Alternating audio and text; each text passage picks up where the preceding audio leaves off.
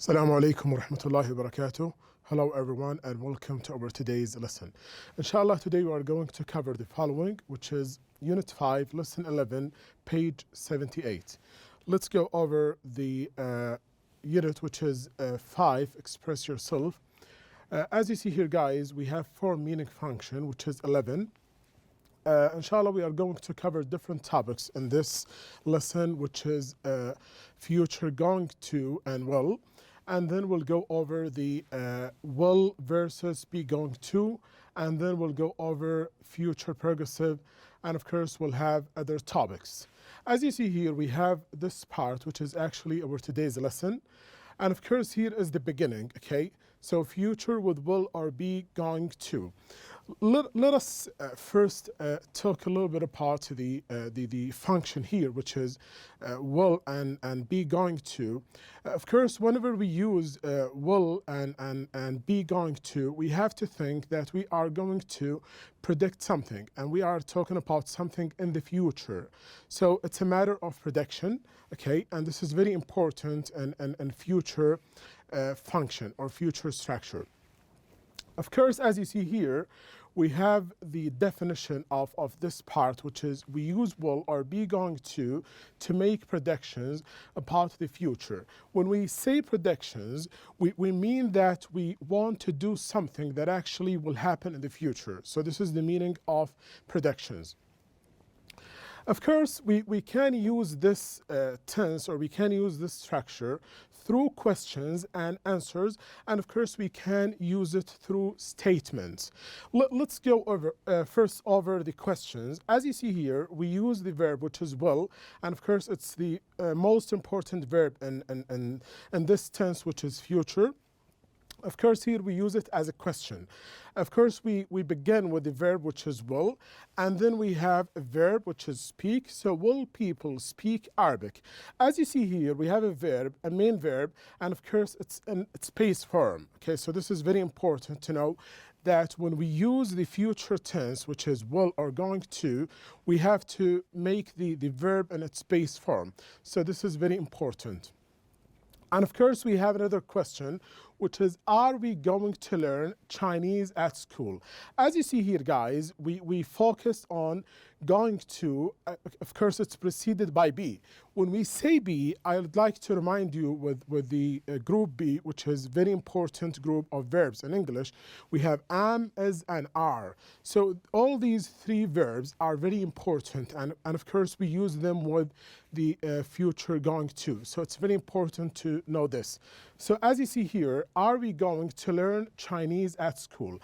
And of course, here we have the answers level, which is I guess so, I don't think so, I think so, I hope so, I hope not. So this is the first part, which is future, will, and going to. If we move to this part, which is will versus be going to, we use will to make a noun the spot of request or decision. Use be going to express a plan that is already made or decided. So here we'll go over other topics or other important parts in this tense, which is actually how to use the future will and be going to and offering and requesting and making decision, and of course planning. In this part, we can say that if you, for example, want to plan for something, for example, when you finish high school, you are planning to study such a thing. Someone's, for example, said, I will study aviation in the United States of America. Someone else said, for example, I'm going to study aviation in Australia, and so on. So here we use the future going to and be going to, of course, the future will and be going to plan for something. Or sometimes we use it to request, okay? Sometimes you can say, will I, for example, have some of this coffee? Okay, so you are asking someone, okay? And here, of course, you use the future will, okay, and making a question. If we go over the example, or before this, let's go over the part of the definition here. Use be going to express a plan that is already made or decided. So Ali is going to have his work professionally translated but I can't afford it. I'll translate it using machine translation software on the internet. So here we use the future going to, as you see here, going to have. Of course, it's preceded by the verb, which is, which is be. And of course, then we have a main verb, which is have. So you have to focus on these parts, guys. And here we have the future progressive. As we have progressive in different tenses in English, of course we have the same in future. And of course here we'll focus on something very important. As you see here, this is the definition and the form and the way we can use this through different topics. We use the future progressive, will plus be plus present participle for continuous actions in the future, or use be going to plus be plus present participle. If you remember, or you still remember, guys, we discussed this in the previous semester. We discussed that we have progressive participle, continuous participle, okay? And of course, it's a verb that actually contains ing. So in this part, okay, this is the form of the future progressive, which is will, be, present participle. So we have to have will, okay, which is actually permanent. And of course here we have be, one of the verbs. For example, we have am as are, and then we have present participle, okay. And of course we can use this, okay, which is going to plus be and plus present participle. Of course we can use this through different ways, which is affirmative and negative. If we go over the affirmative, free machine translation services on the internet are going to get better and better. By 2030, most people around the world will be translating foreign languages through machines. They will no longer be learning the lingua franca or franca, the common global language, to communicate in business and trade. So this is the will, okay, or the future will, which is progressive, will plus be, and then we have a verb in the ing form. And of course here we have future going to, which is will, and of course we have be plus the verb in the ing form. Of course we can use this tense through different levels, which is questions and of course answers. If you go over this part, which is questions, of course here we have will you be working on the weekend? As you see here, this is the base, or this is the form that we discussed earlier, which is will plus be and a verb in the ing form. And of course the answer is yes I will, or no I will not, okay. As you see here, this actually is the abbreviation of will not, okay. Of course this is actually non-verbally. We don't pronounce it as won't, we pronounce it as will not. And of course here we have another example, which is are they going to be taking? This is actually future going to. As you see here, we actually started with the verb are, which is be, and of course then we have going to and then be, and of course finally we have a verb in the ing form. This is actually the answers. We have here short answer with positive or affirmative, and of course here we have with negative, yes they are, no they are not. For now, guys, we'll go over some exercises, which is actually very important. We'll go over them together and do them together, because actually it focuses on the forms that we discussed, or that we have discussed in this lesson. As you see here, complete the predictions about the future with the correct form of the verb. More than one answer is possible. So here we can use both answers, which is actually correct. So I'd like you to focus on this part. The first sentence is, in the next couple of years, speech recognition applications translate, of course here we have this verb between brackets, foreign languages at business meetings in real time. Let's see together what is it, guys. Try to think about it before we start having the answers. Of course here we have two answers, will translate and are going to translate. Of course here it's in the base form. Number two, someday soon we, of course, use our smartphones to translate printed text by using the camera function. Of course, here we have will, use, and are going to use. I'd like you to think about the rest, guys. Let's see together. Cars on gasoline, they will run on electricity, not run. Let's see together. Of course, it will not run and aren't going to run. So this is actually the best answer or the correct answer. Very good, guys. Good job. Let's go over the fourth one, which is robots will not be able to make autonomous decisions. They will do and will not be able to do what they are programmed to do. Let's go over the fifth one, guys, and see if you have something to add here. In 50 years, time now one, use the lingua franca to communicate. We will all use machine translation software. Let's see what is it, guys, together. Excellent, very good. So we have done with the first part of our today's lesson, which is future going to and will, future will. For now, we'll go over the second part, which is conditional sentences with if clause, imaginary situations for the present. At the beginning, let's go over and let's define what is a clause. Okay, in English, of course, we have simple English sentence, which actually contain or which actually consist of subject, verb, object. This is actually very, very clear and very important, okay? And you all, or the majority of you, know this. For now, we'll discuss something else, which is a clause. A clause actually consists of a subject, verb, object, and of course it's actually linked with another sentence, which is actually comes alongside together. So if we go over this part, which is conditional sentences with if clauses, we'll focus on the if clause, and of course we have another clause which is actually consists of another tense. Okay, we'll go over this together, guys.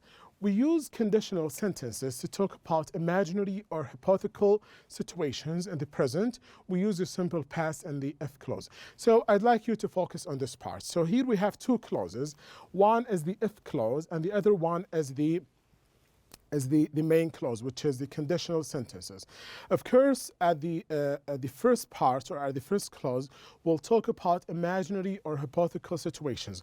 Sometimes we use this tense or we use this actually form or structure to show the imaginary situations, okay, or hypothetical situations. So we have to use this, which is actually if clause in this part, and of course will be in present, while the other clause will be in the past tense. Let's go over this sentence, and actually it's a very important example. If I didn't know foreign languages, I wouldn't travel around Europe alone this summer.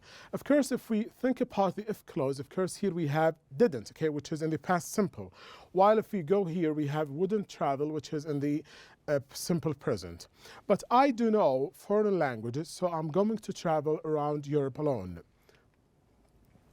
Of course, here we move to the second part of the important things here. Of course, here we have wish if only for unreal situations. So here we'll go over something very important, which is how to use the wish, okay, verb, which is actually wishing, okay. If we go over the definition here, use wish for things you want to happen but probably will not. We can also use if only in place of wish to add emphasize. So we use the verb wish, okay, if we actually imagine something that gonna happen, but at the real time it will not happen. So this is the way we use wish. Of course, we can have if clause, and of course we have a main clause. As you see here, I don't know many foreign languages. So actually this is present, okay? And of course here, I wish if only I knew more foreign languages.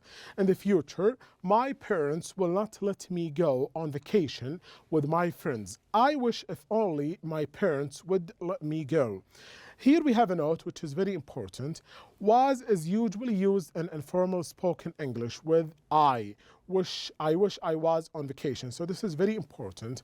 Whenever you want to mention something in the past, and of course you started your sentence or your statement by the pronoun I, of course you will not use the verb in the past, which is was, okay, because this is unspoken and of course informal. But the correct way to use the verb, which is actually as in here, I wish I was on vacation. So this is actually informal spoken English. Of course, here we have an exercise which is very important. We'll go over this exercise together, guys. Work with a partner, read the sentences below, and end with your own ideas. So here is your job, guys, is to end up this sentence or these sentences with your own ideas. Let's go over the first one. If I could choose any destination, let's see what is it. I would go to the Red Sea in Egypt. That's very good, guys. Good job. What about number two? If I had some extra money, I would buy a new laptop. This is very good. Good job, guys. What about number three? My friend asked me to go surfing. I wish I could surf. That's very good. Number four, he will not lend me his textbook. I wish he would lend me his textbook. Very excellent. What about number five? If we had more time, I would feel less anxious. That's very good. Good job, guys. If I could be anyone in the world, I would be an astronaut. Okay, this is very good. Actually, here we have words connected with different kinds of vacations. Of course, we have vacations and we go through vacations. And of course, here we have some of the most important words that actually used in vacations. So here we have a variety and of course, different types of words that actually connected with vacations. So vacations means holidays. For example, it's a period actually that we for example, spend within for example, a period of time which is actually a job or education. So if we go over this, of course, we have adjectives, nouns, and verbs. Let's go over them one by one. Of course, here we have the word amazing, spectacular, magnificent, wonderful, ancient, peaceful, relaxing, inexpensive, popular. Of course, I'd like you guys to go over them and try to find the meaning of each one of them in your dictionaries, which is very important. Of course, here we have exciting, thrilling, luxurious, exotic, awesome. And of course, here we have the nouns list, which is marine life, rainforest, plants, animals, city, archaeological site, buildings, tombs, rocks, adventure, wildlife, coral reef, desert oasis, museums, art galleries, and of course here we have verbs, visit, see, learn, explore, dive, experience, trek, travel, and hike. So this is actually a very important list. You have to know them all. And of course, it's actually divided into adjectives, nouns, and verbs. So try to think about them and know the meanings of them. As you see here, we have an exercise which is actually related to the topics and the recent topics that we have discussed. Let's go over it together. Match the headings A to D to each text 1-4. Complete the gaps with a vocabulary word from the chart above. Of course, here we have 1, 2, 3, 4, of course, charts. And as you see here, we'll link them with the sentences or statements here. Let's see it together, guys. So scuba diving in the Red Sea, Saudi Arabia, okay, is actually related to 2. Trekking in Oman, actually related to 4. And of course, ecotourism in the Malaysian rainforest, related to 3. And of course, desert tour in Jordan, related to 1.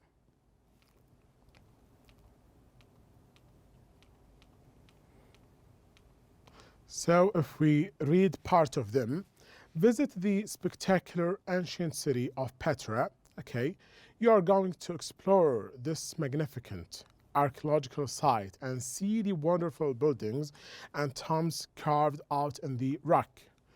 Dive in the peaceful coral reef of the Red Sea. You are going to see some of the most awesome and colorful marine life. Come face to face with sea turtles, lionfish, manta rays, and dolphins. So this is actually the rest of this exercise. You can pause the video and read it and think about it.